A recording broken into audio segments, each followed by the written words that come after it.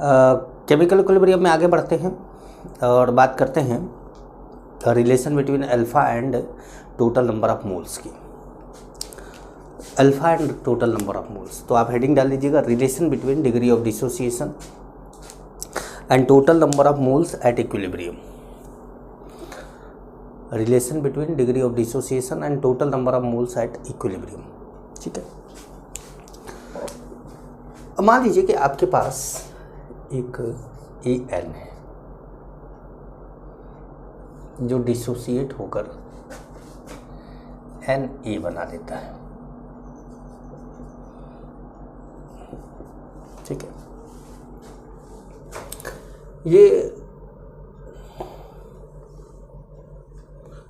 1 minus alpha, ये N alpha, ये A1 minus alpha, ये AN अल्फा। ठीक है, अगर हमने 1 में से अल्फा घटाया तो N अल्फा हुआ, A में से A अल्फा घटाया, है ना भाई, A में से A अल्फा घटाया तो ये एट इक्विलिब्रियम है, eight equilibrium.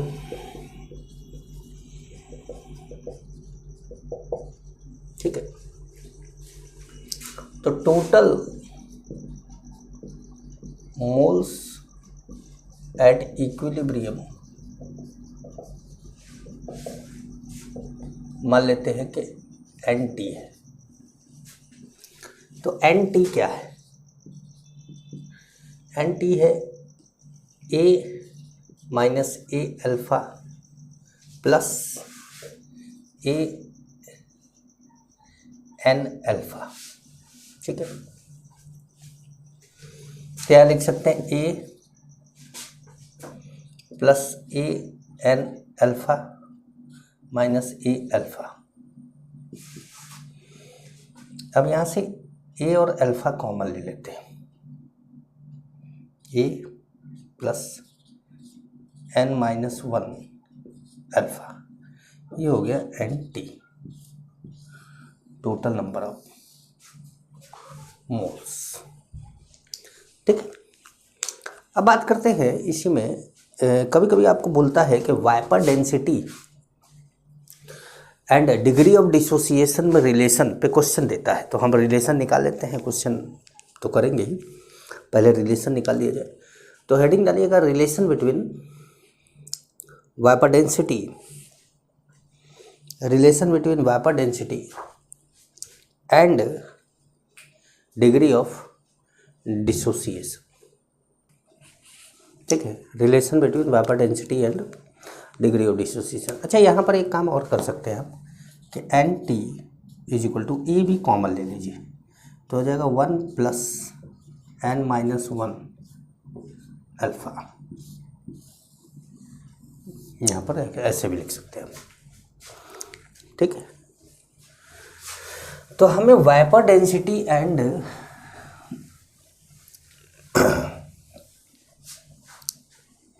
Vapour density and degree of dissociation में रिलेशन लिखना। तो पहले कुछ चीज़ों को मान लीजिए। MTH क्या है? Theoretical molecular mass, molecular mass या कैलकुलेटेड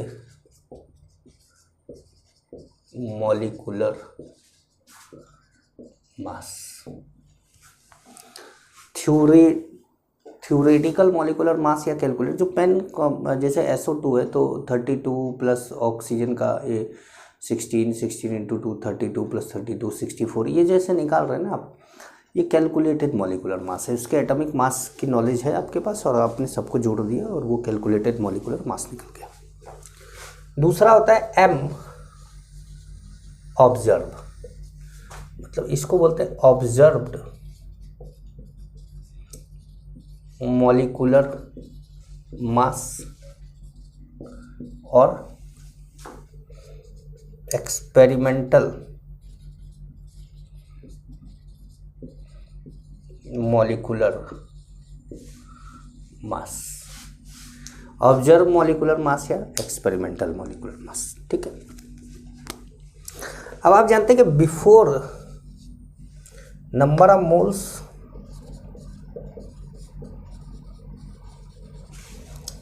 बिफोर डिसोसिएशन कितना था, ए था। ठीक है, और number of moles after dissociation कितना हो गया, वो एनटी हो गया, ये वाला। ठीक है, number of moles before dissociation ये हो गया, number of moles after dissociation NT हो गया। अच्छा, तो थ्योरेटिकल मॉलिक्यूलर मास और कैलकुलेटेड मॉलिक्यूलर मास ये, यहाँ पर एक और लिख सकते हैं, molecular mass before dissociation.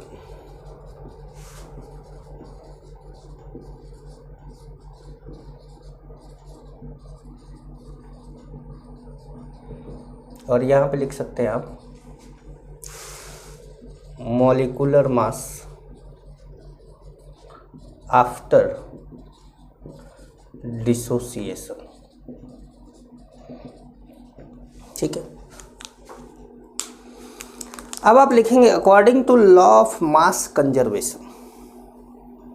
According to law of mass conservation, अगर कोई रिएक्शन होता है, कोई रिएक्शन होता है, तो रिएक्टेंट का जो मास है, प्रोडक्ट बनने के बाद प्रोडक्ट का भी मास उतना ही रहता, मॉलिक्यूलर मास नहीं, मास टोटल। मान लीजिए 1 किलोग्राम रिएक्टेंट पूरा रिएक्ट कर गया है, तो प्रोडक्ट भी 1 किलोग्राम ही रहेगा। मतलब लॉ ऑफ मास कंजर्वेशन ये कहता है कि मास जो है होगा हमेशा सेम होगा। तो according to law of mass conservation, mass before dissociation is equal to mass after dissociation.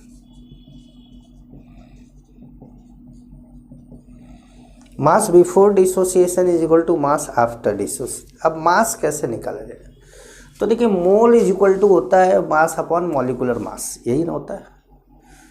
Mole is equal to क्या होता है, मास अपॉन मॉलिक्यूलर मास। तो मास क्या हो जाएगा, मोल इनटू मॉलिक्यूलर मास।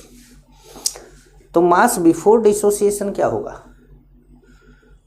मोल इनटू मॉलिक्यूलर मास।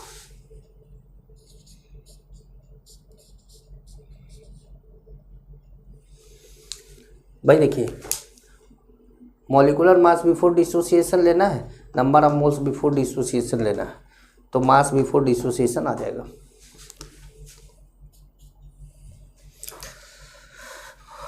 मॉलिक्यूलर मास after dissociation लेना है, M observed, और ये एनटी।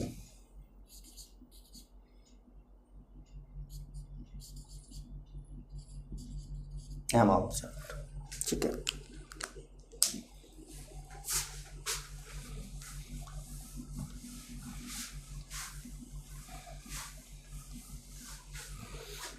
ध्यान समझिएगा।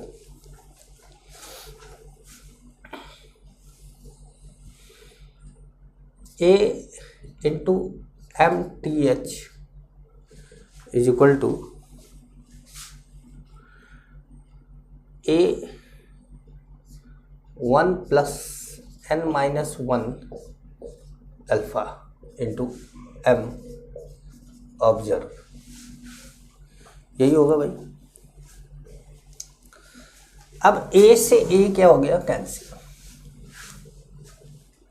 ए से ए क्या हो गया, कैंसिल। तो अब हमारा जो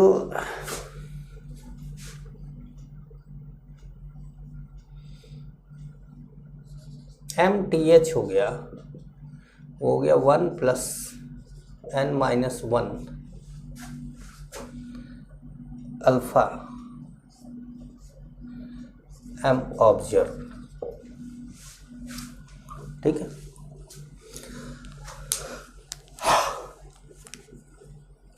अब आप क्या करिए कि इसमें मल्टीप्लाई कर दीजिए एम ऑब्जर्व से।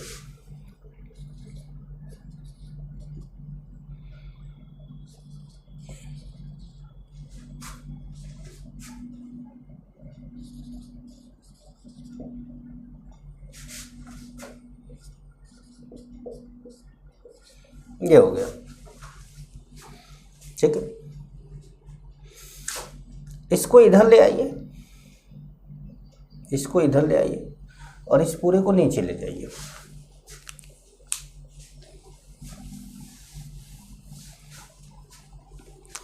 तो अल्फा इज इक्वल टू हो जाएगा MTH minus M observe upon M observe n-1।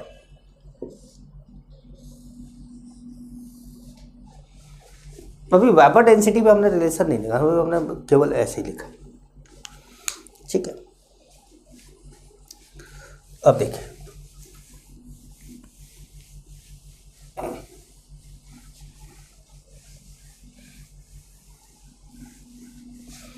Capital D हमने मान लिया vapour density before dissociation,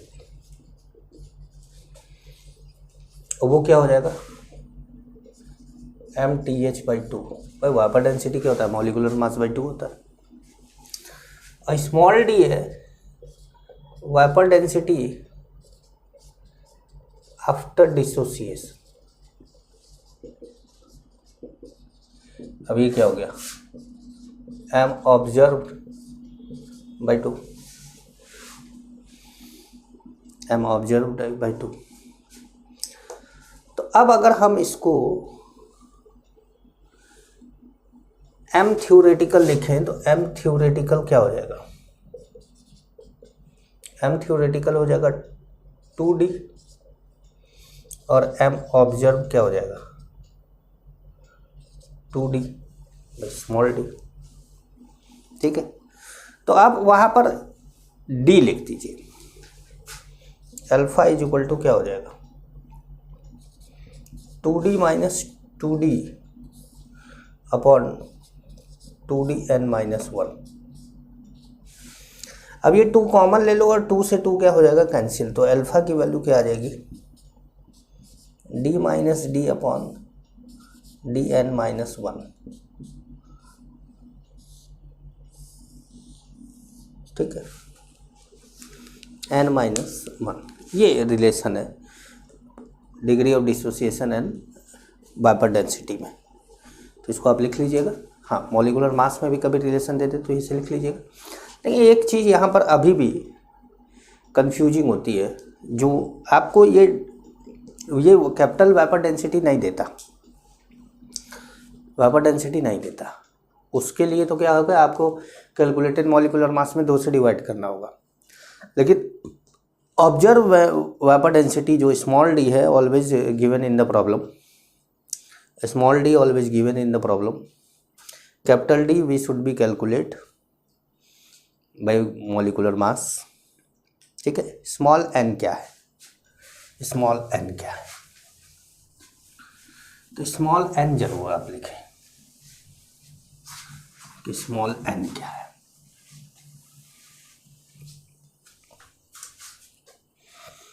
small n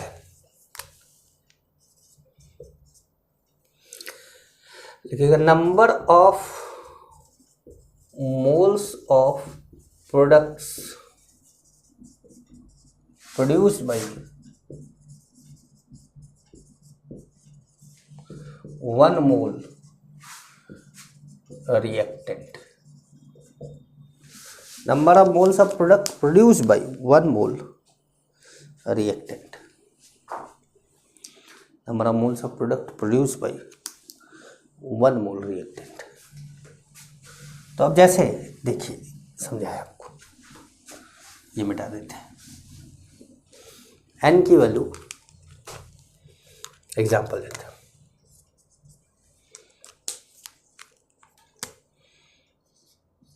SO3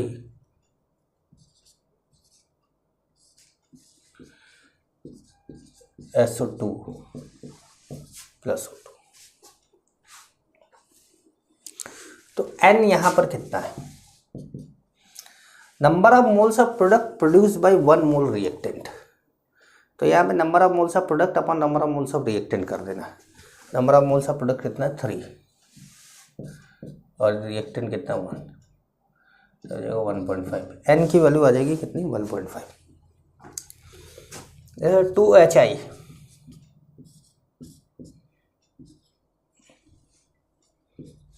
H2 + I2,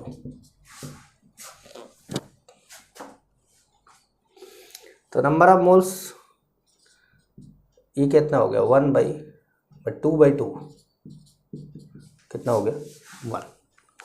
ठीक है, तो आप हमेशा एक बात का ध्यान रखिएगा कि जब भी n की वैल्यू 1 आ जाए, जब भी n की वैल्यू 1 आ जाए तो इस फॉर्मूले को अप्लाई मत करिएगा, क्योंकि 1 - 1 क्या हो जाएगा 0, और 0 आ जाएगा तो ये क्या हो जाएगा इनफाइनाइट हो जाएगा। भाई ये वैल्यू 0 हो जाएगी और ये क्या हो जाएगा इनफाइनाइट हो जाएगा, तो अल्फा की वैल्यू इनफाइनाइट नहीं होती।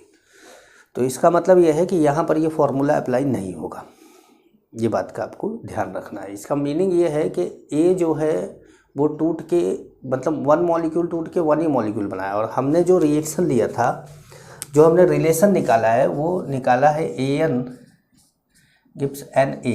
इसका मतलब है कि N की वैल्यू जो है वो मोर देन 1 होनी चाहिए, N की वैल्यू मोर देन 1 होनी चाहिए, तभी ये रिलेशन काम करेगा, वरना ये रिलेशन काम नहीं करेगा। बस ध्यान रखिएगा इस बात को। तो अब आते हैं एक क्वेश्चन लेते हैं इस पे कि सर क्वेश्चन कैसे पूछता है ये भी बता दीजिए। तो आइए एक क्वेश्चन देकर बताते हैं आपको।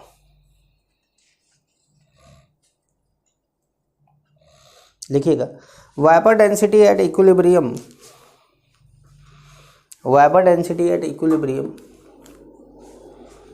इज 57.9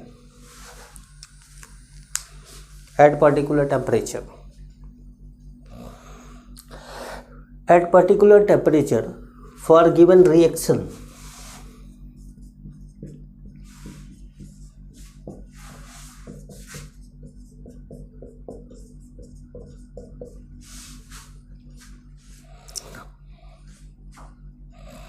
ठीक है, for given reaction find degree of dissociation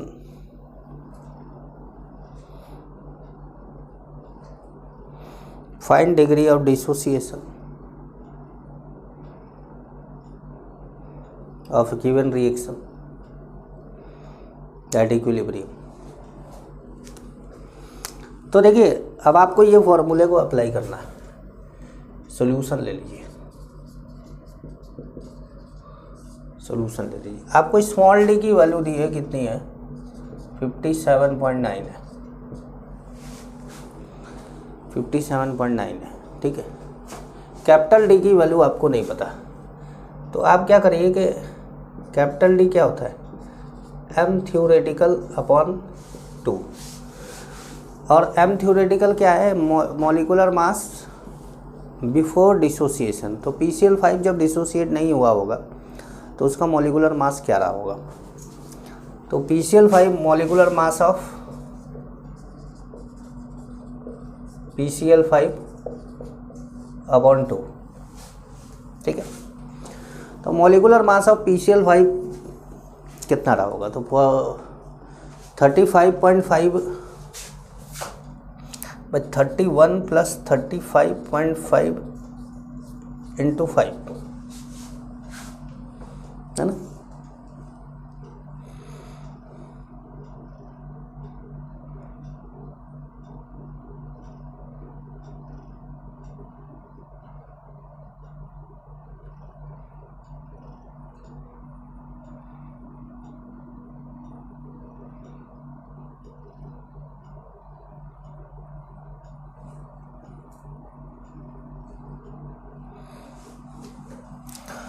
to 208.5 आ गया, ये आ गया 208.5। तो कैपिटल डी कितना हो जाएगा 208.5 डिवाइडेड बाई 2, मतलब 104.25। 104.25। तो अल्फ़ा की वैल्यू कितनी हो जाएगी? अल्फ़ा हो जाएगा 104.25 माइनस 57.9। मैंने यही बोला था आपको कि ये आपको कैलकुलेट करना पड़ेगा, ये आपको क्वेश्चन में दिया होगा। 57.9।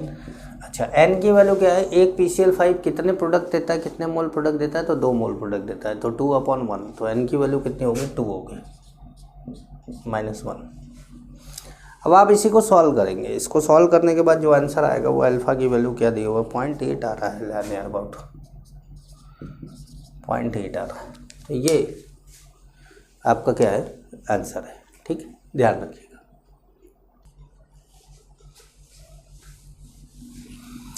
अब देखिए, बात करते हैं effect of external factor on equilibrium. Equilibrium की बात हो रही है यहाँ पर, इक्विलिब्रियम कांस्टेंट की नहीं। मीनिंग समझिएगा। Effect of external factor on equilibrium. अब इक्विलिब्रियम पर बात हो रही है कि कंसंट्रेशन का क्या फ़र्क पड़ेगा, प्रेशर का क्या फ़र्क पड़ेगा, लेकिन ये नहीं बोला जा रहा है कि इक्विलिब्रियम कांस्टेंट पे क्या फ़र्क पड़ेगा। Equilibrium constant is only depends on temperature. तो आप हेडिंग डालेंगे effect of external factor on equilibrium. Effect of external factor on equilibrium. इसमें लिखेगा the external factor may be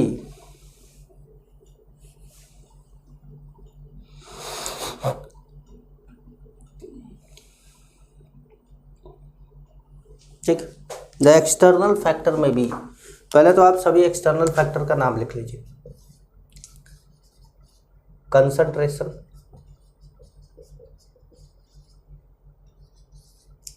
pressure, volume, temperature,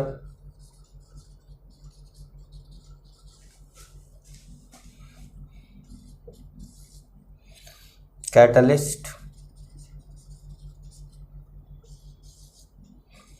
addition of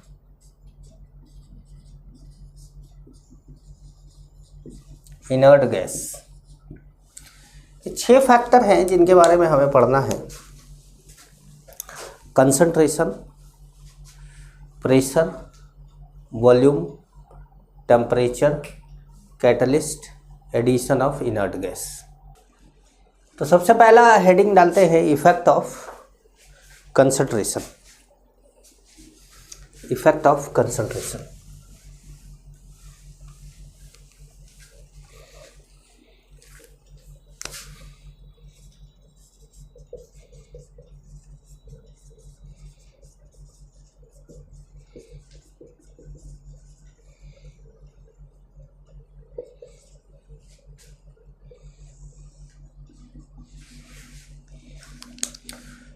इसमें लिखिएगा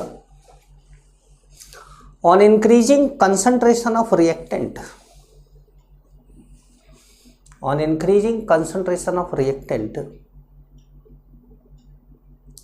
reaction moves in forward direction.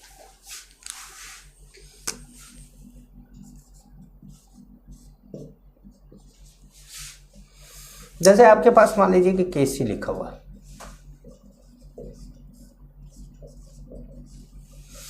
On increasing concentration of reactant reaction moves in forward direction. क्यों है ऐसा? ये केसी है, ये फिक्स है, एक रेशियो है, फिक्स है। बी का अपना कुछ कंसंट्रेशन है, ए का अपना कुछ कंसंट्रेशन है। आप इसको कोई छेड़छाड़ नहीं कर रहे हैं, एकदम फिक्स है। और आपने बी और ए की कंसंट्रेशन का रेशियो ले रखा है। अचानक आपने ए थोड़ा सा ला के इस सिस्टम में डाल दिया। जैसे आपने ये डाला, ए जो है वो बढ़ गया, लेकिन बोला गया कि केसी तो फिक्स रहेगा, केसी पे तो कोई फर्क पड़ेगा नहीं। तो केसी पे कोई फर्क नहीं पड़ेगा और ए आपने बढ़ा दिया है, तो इसका मतलब है कि केसी, वही केसी लाने के लिए ए को घटाना पड़ेगा। वही केसी लाने के लिए ए को क्या करना पड़ेगा, घटाना पड़ेगा। और ए को घटाने का मतलब ये थोड़ा ना कि रिएक्शन ए को उठा के बाहर फेंक दे, क्या आपने जो डाला था नहीं चाहिए हमको, सड़ा गला सा है, नहीं, ऐसा नहीं है। रिएक्शन के पास केवल दो रास्ते हैं, या तो रिएक्शन अपने आप को फॉरवर्ड डायरेक्शन में ले जाए, या तो रिएक्शन अपने आप को बैकवर्ड डायरेक्शन में ले जाए। तो अगर रिएक्शन मान लीजिए अपने आप को बैकवर्ड डायरेक्शन में ले जाता है, तो एक तो आपने ए बढ़ाया है, ऊपर से रिएक्शन और ए बढ़ाने लगे, तब तो केसी कभी उस पोजीशन पर नहीं पहुंचेगा जिस पोजीशन पे पहले था, वही रेशियो नहीं पा पाएगा। आपको तो ए कम करना है ना, क्योंकि आपने ए बढ़ाया है तो आपको ए कम करना है, ए को कम करना है, बी को बढ़ाना है, तब जाके रेशियो बराबर आएगा।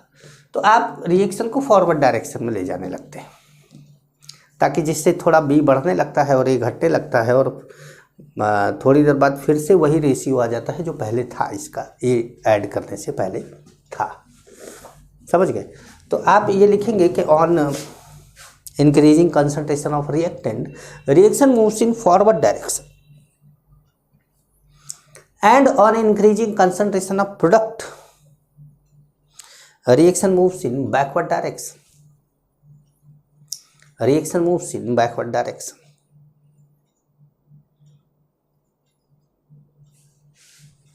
Reaction moves in backward direction. मतलब अगर आप ए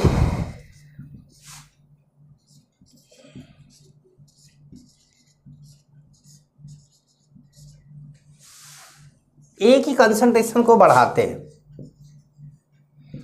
तो कहा जाएगा फॉरवर्ड, ए की कंसंट्रेशन को घटाते हैं तो कहा जाएगा बैकवर्ड, बी की कंसंट्रेशन को बढ़ाते, इसको बढ़ाते हैं तो बैकवर्ड,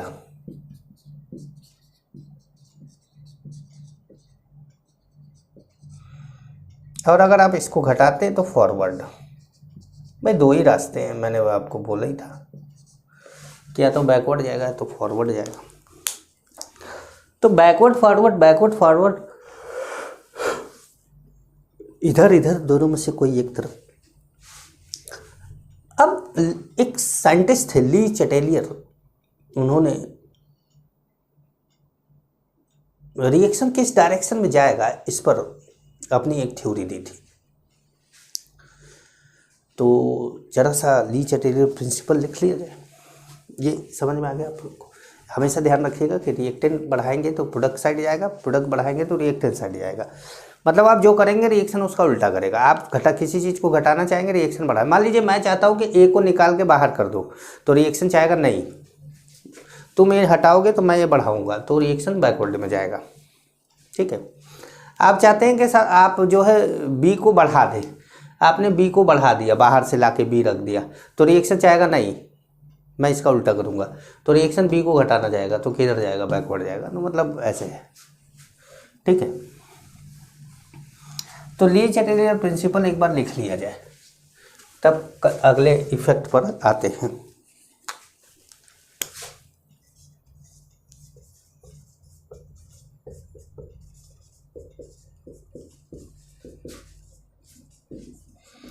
भाई इनका प्रिंसिपल सीधा सा था कि जो तुम करोगे हम उसका उल्टा करेंगे, तुम बढ़ाओगे हम घटाएंगे, अगर तुम घटाओगे तो हम बढ़ाएंगे। मतलब जो तुम करोगे उसका हम उल्टा करेंगे, जो तुम करोगे उसका हम उल्टा करेंगे। समझ गए? तो ली चैटेलियर प्रिंसिपल में लिख लीजिए, जो तुम करोगे हम उसका उल्टा करेंगे। ये तो लिखना नहीं है आपको, कम से कम कुछ ढंग की बात लिखिएगा। According to this principle, when a change is applied on a system,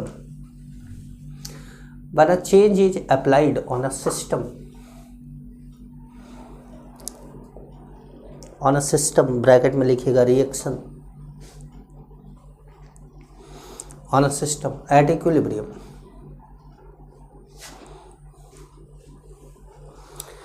then equilibrium will shifted in that direction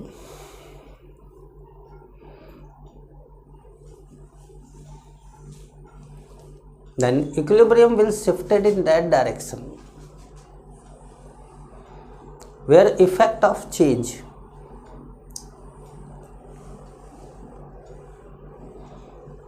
where effect of change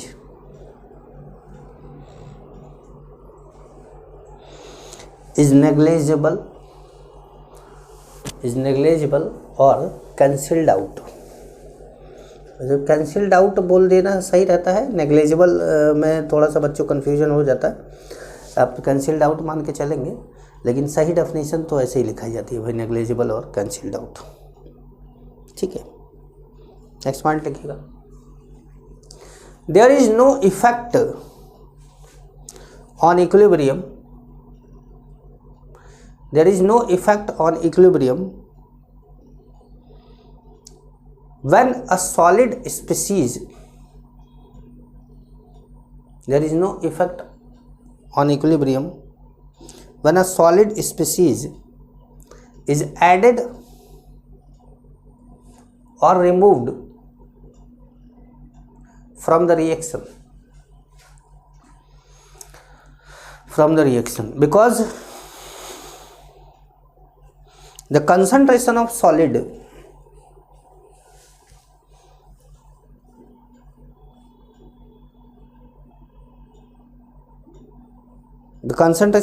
solid remain constant and assumed to be 1.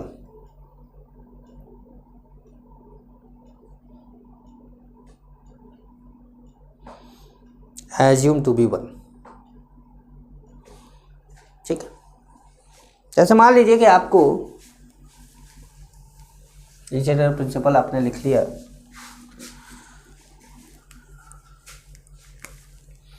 मान लीजिए आपने CaCO3 सॉलिड ले लिया,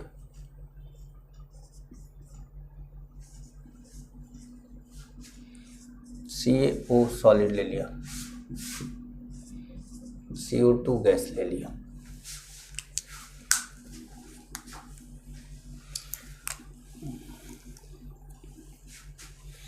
जैसे आपने CaCO3 बढ़ाया तो क्या हुआ? No effect. CaCO3 घटाया तो क्या हुआ? No effect. CaCO3 बढ़ाया, नो इफेक्ट। CaCO3 घटाया, नो इफेक्ट। CaO आपने बढ़ाया, नो इफेक्ट। CaO आपने घटाया, कम किया, नो इफेक्ट। आपने CO2 इंक्रीज किया, backward direction.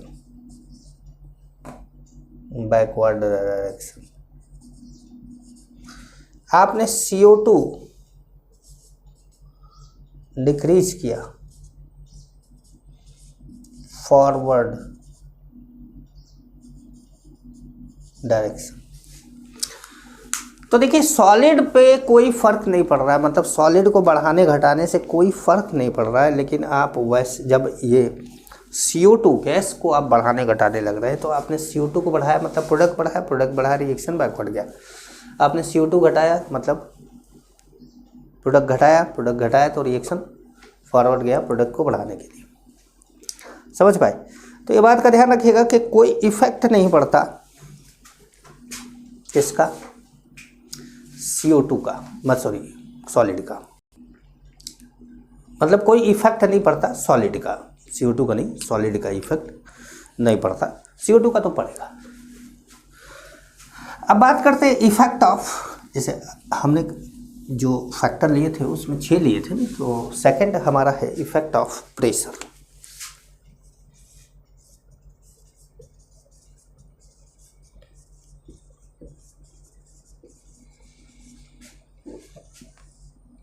Effect of pressure, pressure का क्या इफेक्ट पड़ेगा? तो रिएक्शन में जब आप प्रेशर बढ़ाते हैं तो रिएक्शन चाहेगा अपने आप को कुछ ऐसा कर लेना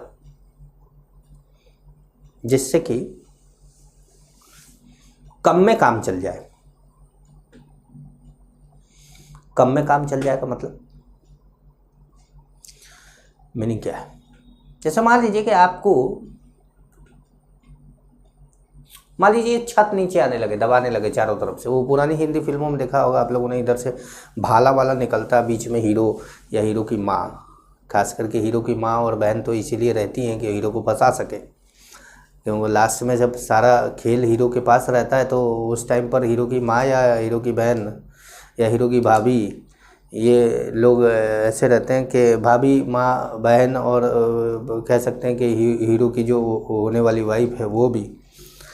तो ये लोग कुछ इस तरह के लोग होते हैं जो मूवी में हीरो को लास्ट में फंसाने के लिए इनको रखा रहता है कि आप अंतिम में क्या होगा कि तुम्हारे मुंह पे पट्टी बांध के और तुमको जो है पीछे हाथ बांध के और तुम्हारे ऊपर एक बड़ा सा जो है हाइड्रोजन बॉम्ब लगा दिया जाएगा और टाइम बॉम्ब लगा दिया जाएगा। हाइड्रोजन बॉम्ब तो मुश्किल हो जाएगा और फिर हीरो से हम जो मर्जी वो करवा लेंगे। तो अब ये तो पुरानी फिल्मों में एक तरीका और रहता था कि बीच में, मैंने पुरानी फिल्में कई देखी, उसमें बीच में भाला वाला दीवालों में लगा रहता था और वो बटन दबाता था तो ऐसे भाला चलने लगता था, भाला इधर से चलने लगता था, भाला इधर चलने लगता था तो हीरो की माँ जो है ऐसे कर लेती थी कि, या जो भी है कि मुझे बचाओ मुझे बचाओ, और बेटा उधर गुंडों से लड़ रहा होता है। तो उसमें क्या है कि अब माँ जो है ऐसे क्यों कर लेती है, दैट्स मतलब अपने आप को सिकोड़ क्यों लेते, मतलब अपना वॉल्यूम कम कर लेते, मतलब अपना मोल, अपने नंबर ऑफ मोल्स कम करना चाहते हैं कि ताकि हम कम जगह में रह जाएं। तो ये बात है कि on increasing pressure reaction moves in that direction when number of moles are lower, मतलब रिएक्शन उस डायरेक्शन में मूव करता है जिधर नंबर ऑफ मोल्स क्या हो, लोअर हो। तो लिखिएगा on increasing pressure reaction moves in that direction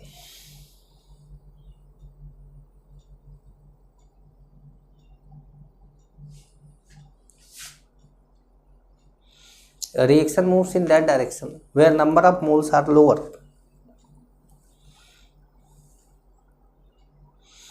number of moles are lower। तो अगर मान लीजिए कि आपके पास है, जैसे प्रेशर आपने इंक्रीज कर दिया तो क्या होगा, हायर मोलर साइड से क्या होगा, लोअर मोलर साइड जाएगा। और अगर आपने प्रेशर डिक्रीज कर दिया तो लोअर मोलर साइड से हायर मोलर साइड जाएगा। मीनिंग समझ पा रहे हैं आप, मीनिंग समझ पा रहे हैं इसकी? चलिए आइए समझाते हैं। देखिए जैसे मान लीजिए कि आपके पास 2NH3 गिव्स N2 + 3H2 है। तो अब ध्यान से देखिए इधर कितने स्टोइकियोमेट्रिक कोफिशिएंट का सम कितना है, 4 है, मतलब ये 1 + 3 4, इधर 4 मोल है और इधर 2 है, 2 मोल है, इधर 2 मोल है और इधर 4 मोल है। और आपने क्या करा, प्रेशर बढ़ा दिया,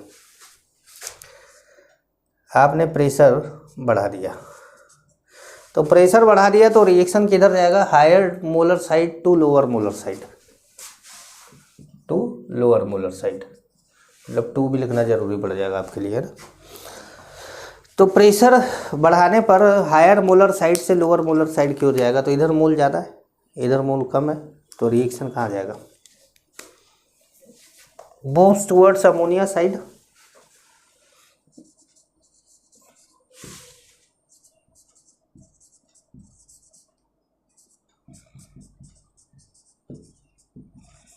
मूव्स टुवर्ड अमोनिया साइड, या इस पर्टिकुलर रिएक्शन के लिए बोल सकते हैं कि it moves toward backward side. लेकिन बैकवर्ड फॉरवर्ड यहाँ रट्टा नहीं मारना है कंसंट्रेशन की तरह।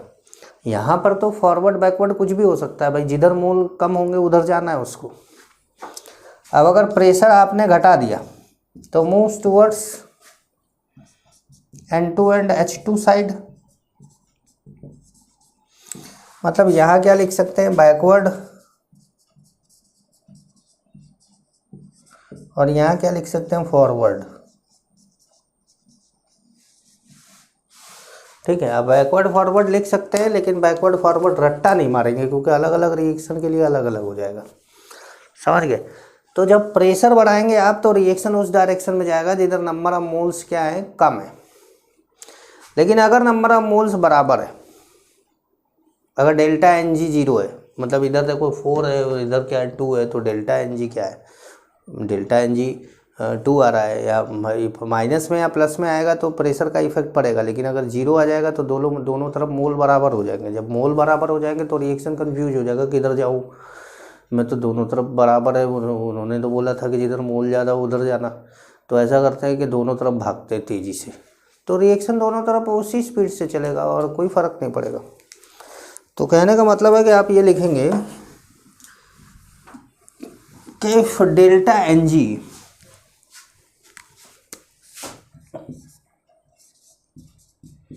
is equal to 0. If delta Ng is equal to 0, then there is no effect of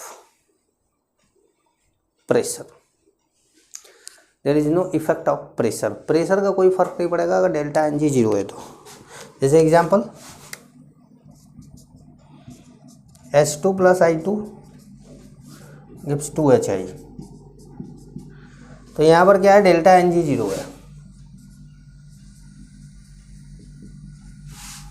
यहाँ डेल्टा एन जी 0 है, तो यहाँ कोई फ़र्क नहीं पड़ेगा प्रेशर का, मतलब यहाँ पे कोई फ़र्क नहीं पड़ने वाला प्रेशर का। रिएक्शन उस डायरेक्शन में जाता है जिधर नंबर ऑफ मोल्स कम होते हैं, इधर नंबर ऑफ मोल्स दोनों तरफ क्या है, बराबर है, तो कोई फ़र्क नहीं पड़ेगा।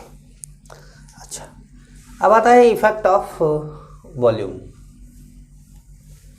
तीसरा, इफेक्ट ऑफ वॉल्यूम।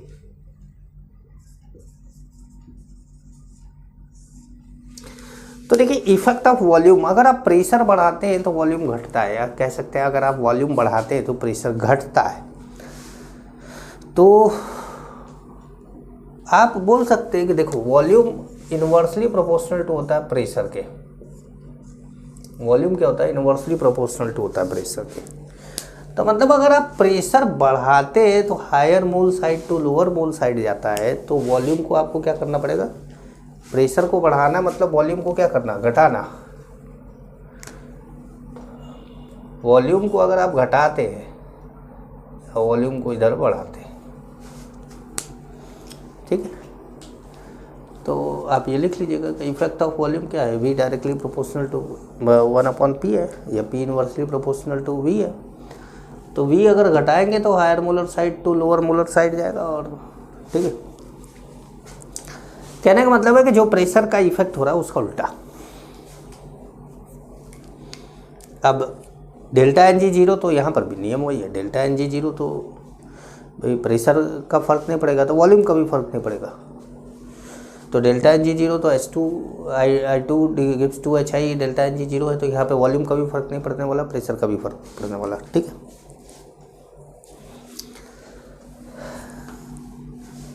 अब जैसे हमारे पास एक रिएक्शन है कि हमने ले लिया PCl3 Cl2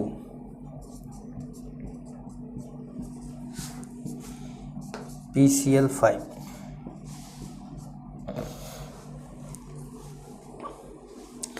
अब आपने यहाँ पे वॉल्यूम बढ़ा दिया, तो वॉल्यूम बढ़ा दिया तो क्या हुआ, lower molar side to higher molar side गया। इधर लोअर मोलर साइड है, इधर हायर मोलर साइड है, इधर 2 मोल है, इधर 1 मोल है। तो लोअर मोलर साइड से हायर मोलर साइड गया, मतलब किधर गया, बैकवर्ड गया।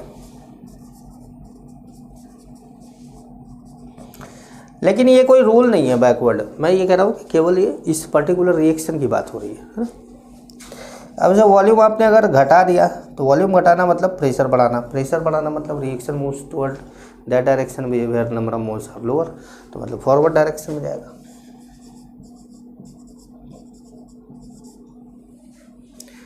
फॉरवर्ड डायरेक्शन में जाएगा, समझ पा रहे।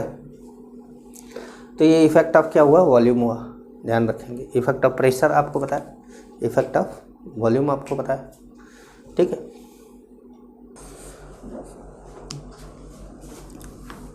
अब बात करते हैं इफेक्ट ऑफ टेम्परेचर की। देखिए सबसे ज़्यादा जो इम्पोर्टेंट है वो effect of pressure, effect of temperature and addition of inert gas है। ये तीन चीज़ें बहुत इम्पोर्टेंट है।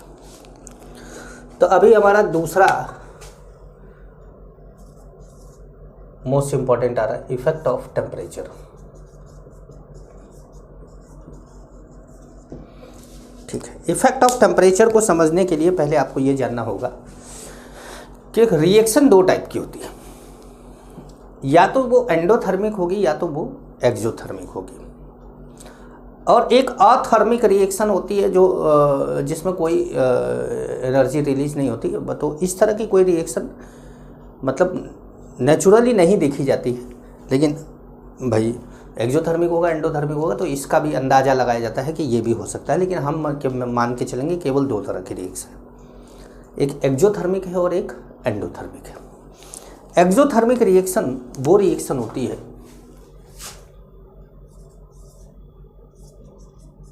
जिसमें रिलीज होती है heat, exothermic reaction. Heat released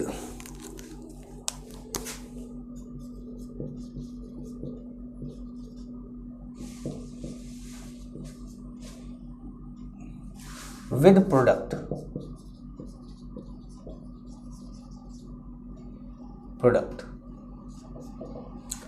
so heat work as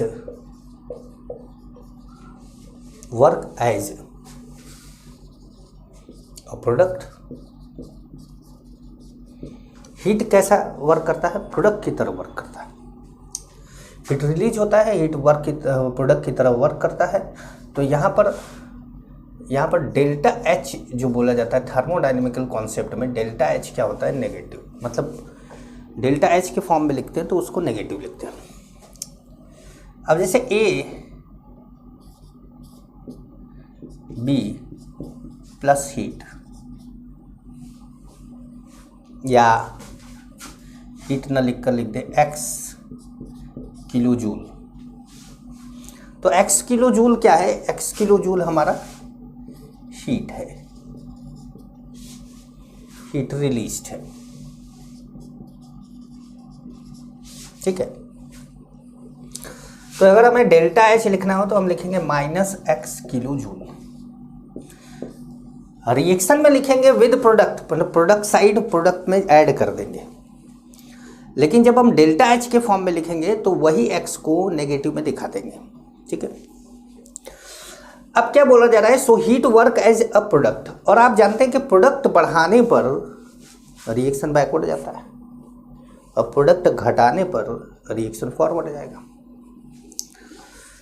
तो अगर आपने टेम्परेचर को आपने मान लिया क्या है? टी है। ठीक है, तो अगर आपने टी को बढ़ाया,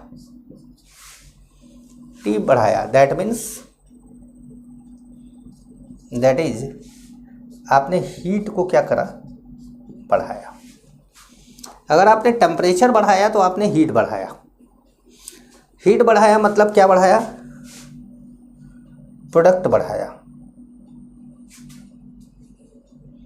मतलब आपने एक तरीके से ये प्रोडक्ट को क्या कर दिया? बढ़ा दिया, हीट को बढ़ा दिया। तो रिएक्शन क्या चाहेगा? बैकवर्ड डायरेक्शन में जाना। रिएक्शन बैकवर्ड डायरेक्शन में जाना जाएगा क्योंकि एक्स, जैसे ही आप हीट बढ़ाएंगे रिएक्शन चाहेगा हीट को कम करना। तो रिएक्शन हीट को कम करने के लिए किधर जाएगा? बैकवर्ड डायरेक्शन में। टेम्परेचर आप बढ़ाएंगे तो रिएक्शन किधर जाएगा? बैकवर्ड डायरेक्शन में। अगर आप टेम्परेचर घटाते हैं तो दैट इज आपने क्या करा? हीट घटा दिया। टेम्परेचर घटाया मतलब हीट घटाया, हीट घटाया मतलब आपने क्या करा? घटा दिया, प्रोडक्ट घटा दिया। प्रोडक्ट घटा दिया तो रिएक्शन किधर चला गया? फॉरवर्ड डायरेक्शन में।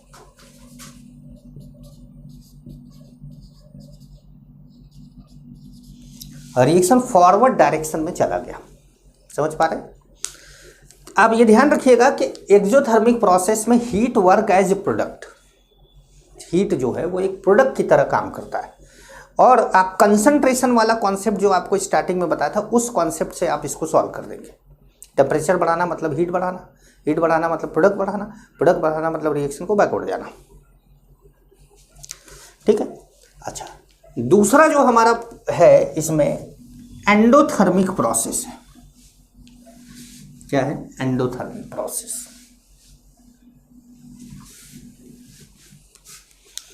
सेकंड है endothermic process.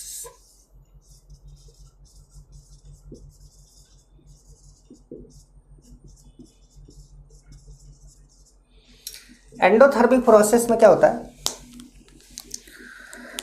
Heat required to proceed the reaction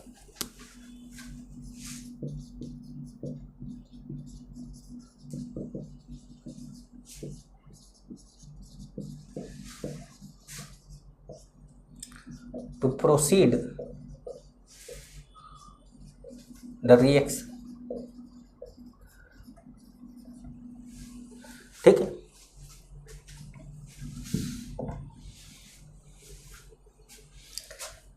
So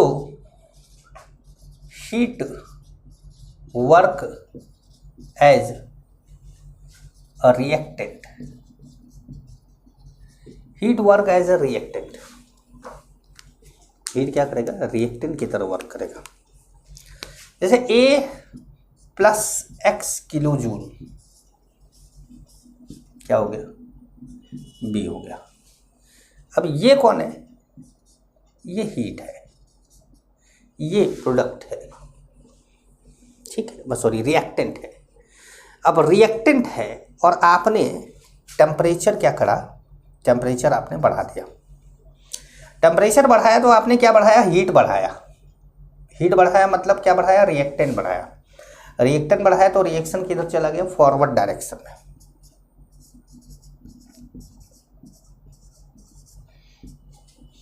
जब आपने टेम्परेचर कम किया तो आपने हीट कम किया, हीट कम किया तो रिएक्टेंट कम किया, रिएक्टेंट कम किया तो रिएक्शन कहाँ चला गया? बैकवर्ड डायरेक्शन में।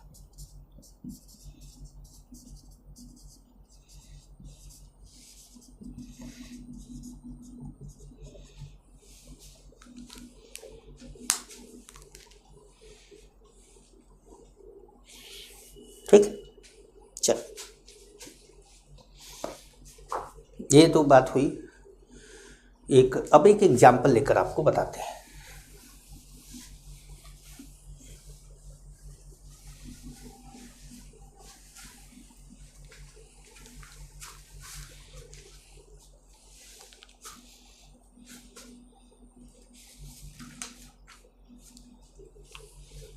देखिए एग्जाम्पल दे दिया या क्वेश्चन दे दिया आपको।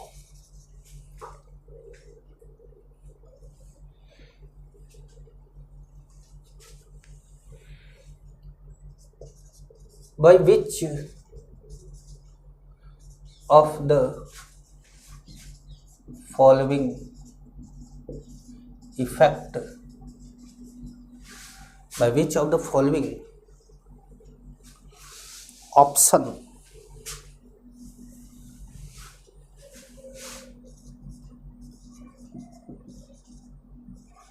we can increase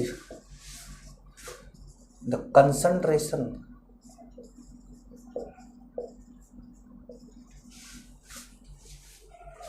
of ammonia in given reaction।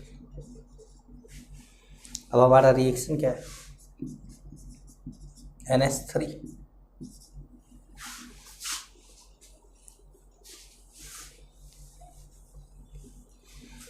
N2 3H2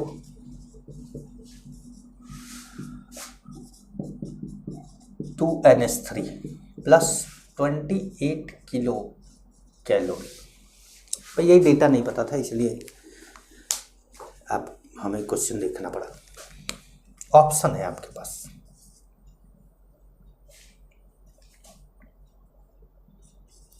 by increasing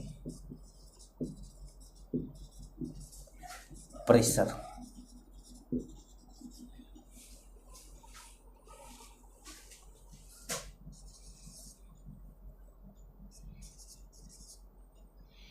by decreasing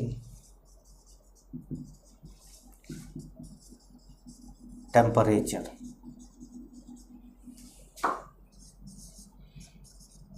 by increasing N2, all of the above। चलिए, आपको 4 ऑप्शन दिया गया है, तो सबसे पहले चेक किया जाए कि क्या सही ऑप्शन है। पहले ऑप्शन से चलते हैं। Bye increasing pressure, pressure increase करते हैं, हमको क्या बढ़ाना है, अमोनिया बढ़ाना है। प्रेशर इंक्रीज करते हैं तो रिएक्शन किस डायरेक्शन में जाता है, जिधर नंबर ऑफ मोल्स क्या होते हैं, कम होते हैं। तो इधर 4 मोल है, इधर 2 मोल है, तो फॉरवर्ड जाएगा। फॉरवर्ड जाएगा मतलब अमोनिया की कंसंट्रेशन बढ़ेगी। तो इसका मतलब पहला ऑप्शन करेक्ट है, ठीक है। लेकिन कई बार क्या होता है कि हम आगे ऑल ऑफ अबव भी दिया रहता है और हम पहले पे टिक करके आगे बढ़ जाते हैं। तो ऐसे क्वेश्चन में जब ऑल ऑफ द अबव दिया हो तो एक बार पेशेंस के साथ पूरा ऑप्शन पढ़ना चाहिए।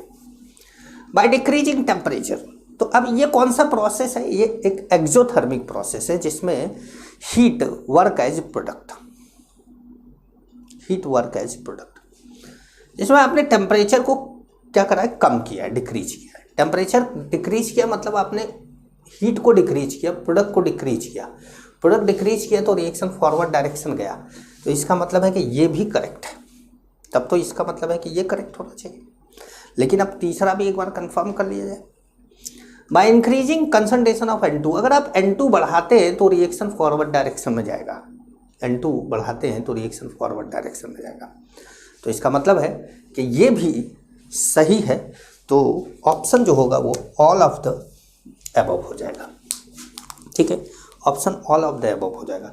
तो ये बहुत इंपॉर्टेंट पॉइंट था, ये बात ध्यान रखिएगा कि टेम्परेचर, प्रेशर, वॉल्यूम, कंसंट्रेशन अभी तक हम लोगों ने बात करी है।